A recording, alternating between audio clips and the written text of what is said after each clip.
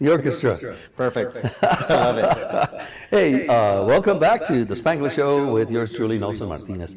A pleasure that you're following us and giving some information about the show to your friends and maybe sharing it. And that gives us a lot of views. And of course, you know, that'll give us some sponsors. And we are so thankful for La Mexicana Tortilla Company on 4th and Cole here downtown Albuquerque, along with Lesman's Pro Audio Video. Thank you so much for being a sponsor for the Spanglish Show here with yours truly. And as you know, I've got some tantalizing, if you will, some, well, let's plain English, successful people.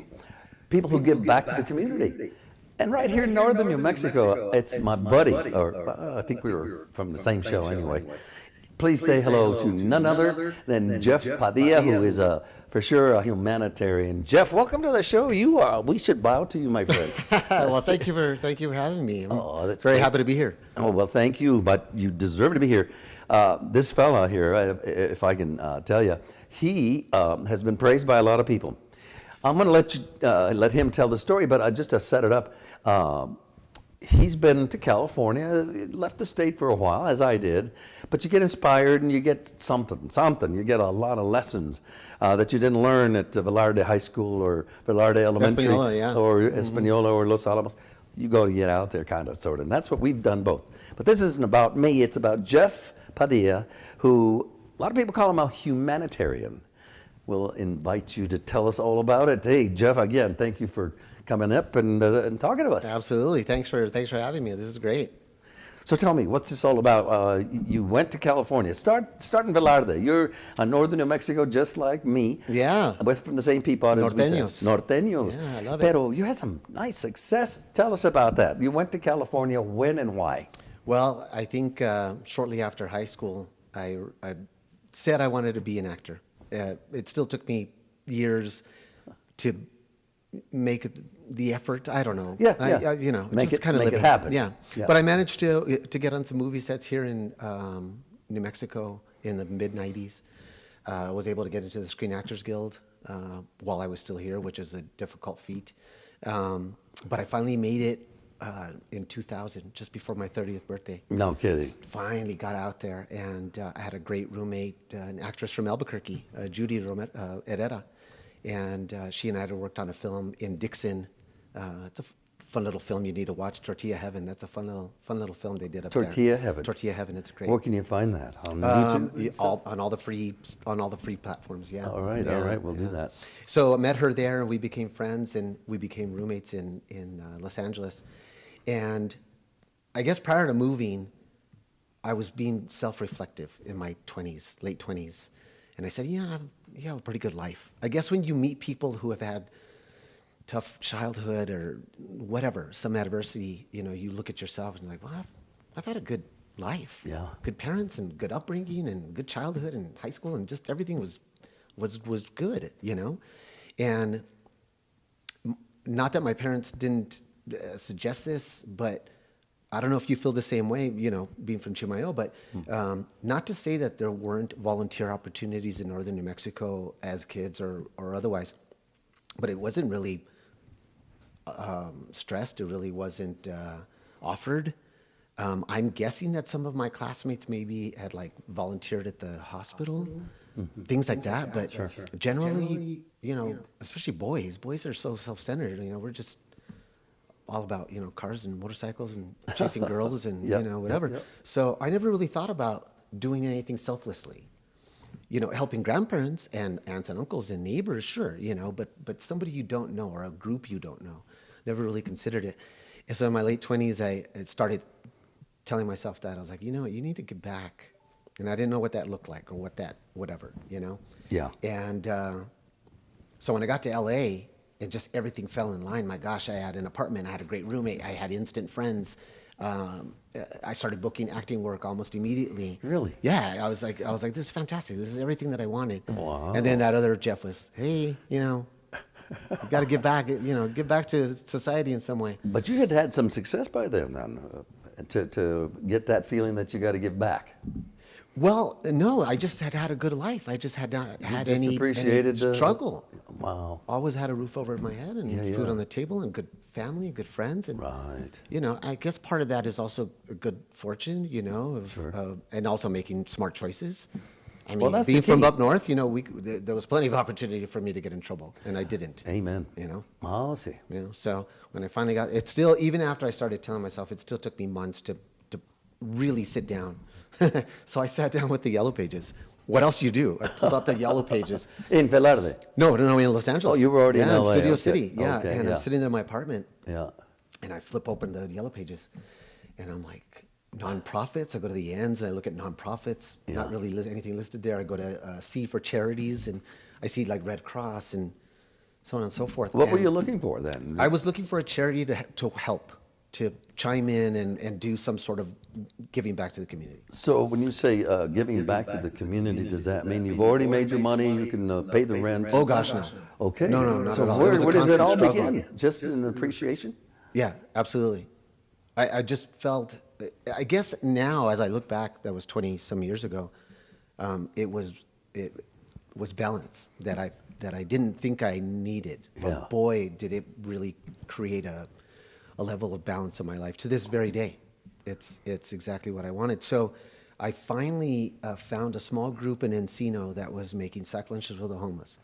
And I read it, and I said, that sounds great. Like the homeless, like what better way to help society than people who are so marginalized and the poorest of the poor. You know, they don't have a roof over their head. Yeah.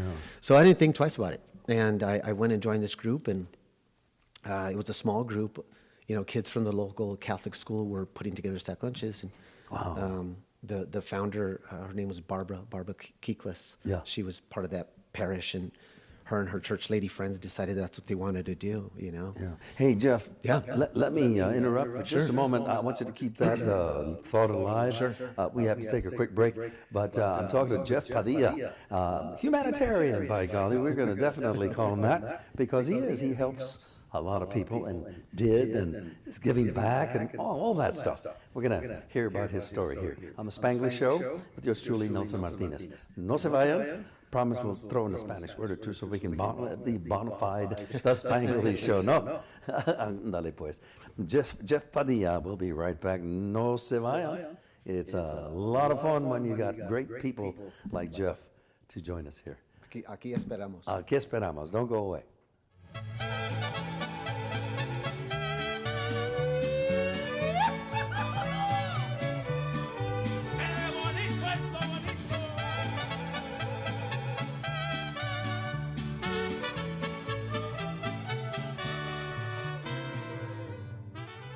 Mexicana Tortilla Company.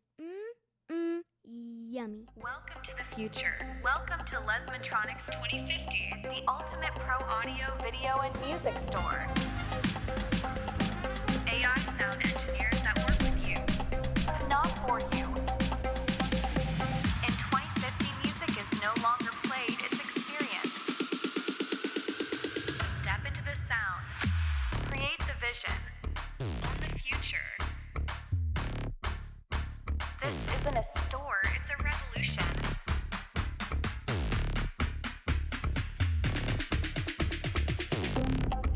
Total is 240 credits.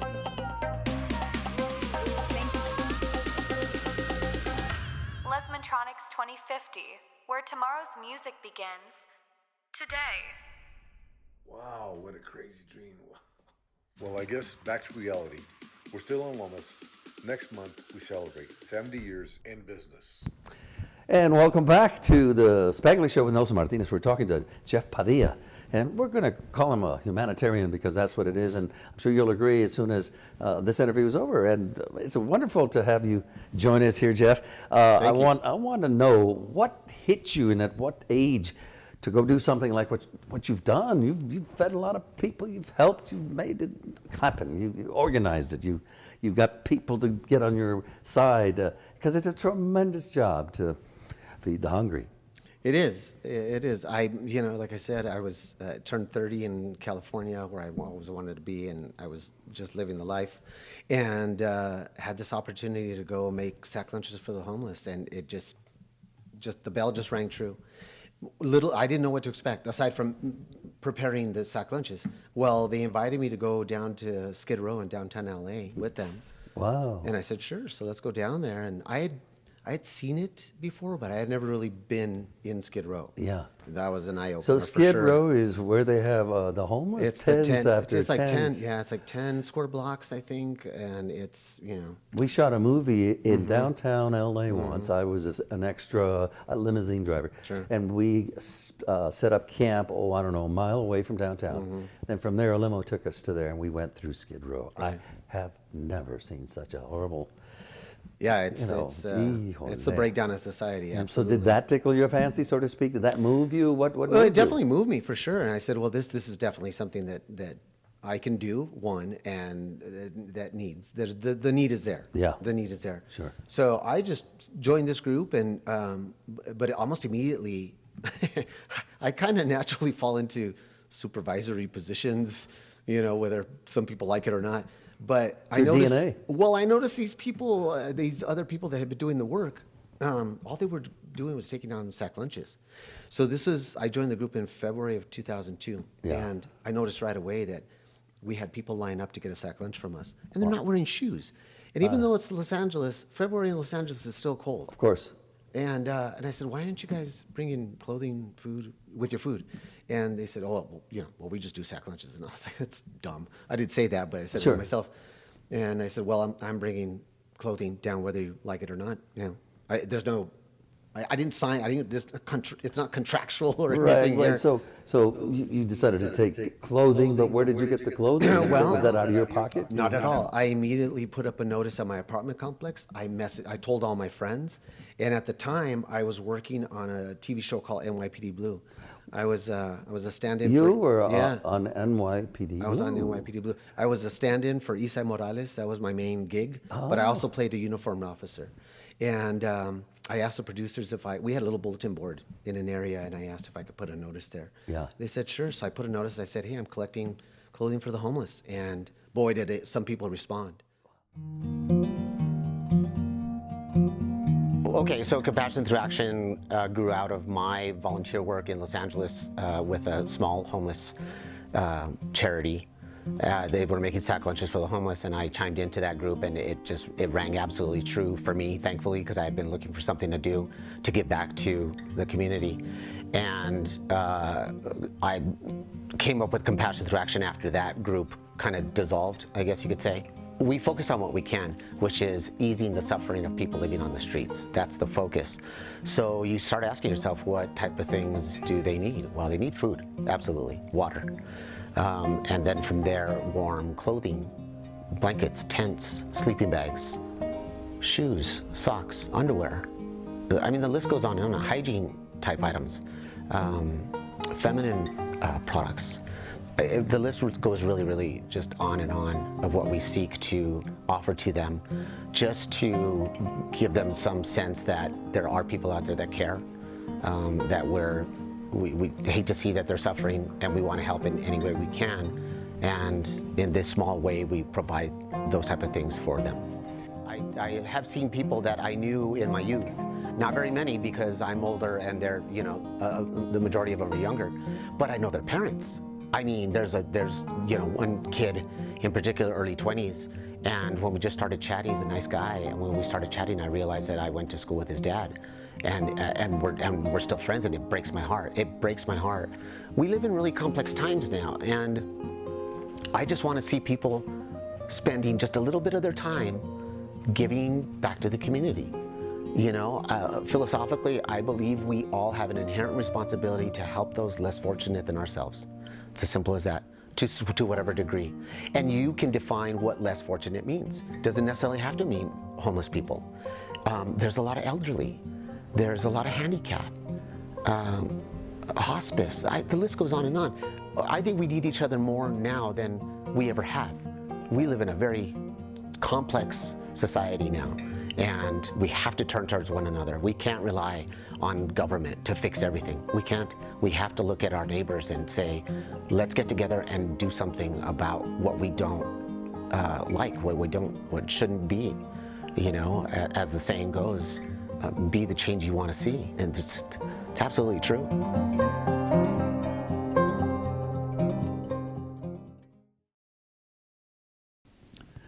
Well said. Well done. And hopefully inspirational. Next episode, Jeff Padilla tells me about the folks who've been instrumental in helping our less privileged brothers and sisters by somehow, some way, giving back. Please click on follow and you won't miss next week's interview with a New Mexican humanitarian, Jeff Padilla, on The Spanglish Show with Nelson Martinez. The Spanglish Show with Nelson Martinez.